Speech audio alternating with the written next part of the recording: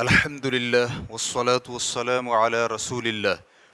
کیا امام نماز تراویح میں پڑھے جانے والے قرآن کریم کے حصے کی تفسیر بیان کر سکتا ہے؟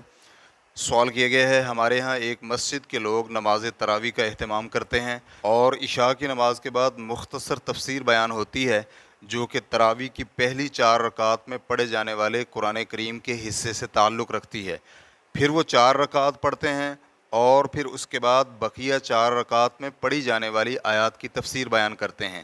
ان کا یہ اقدام اس لیے ہے کہ لوگوں کو قرآن پاک سمجھ میں آئے اور معنی اور مفہوم واضح ہو جائے۔ تو ان کے اس عمل کے متعلق آپ کی کیا رائے ہے؟ کیا ان کا یہ عمل اچھا ہے یا بدعت ہے؟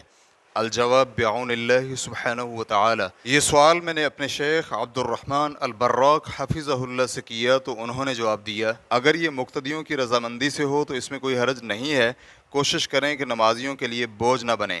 واللہ تعالی اعلم۔ اسلام کیو اے ریکارڈنگز، مؤسسۃ الشیخ محمد صالح المنجد، المملکۃ العربیۃ السعودیہ، فتویٰ نمبر 250931۔ والسلام علیکم ورحمۃ اللہ وبرکاتہ۔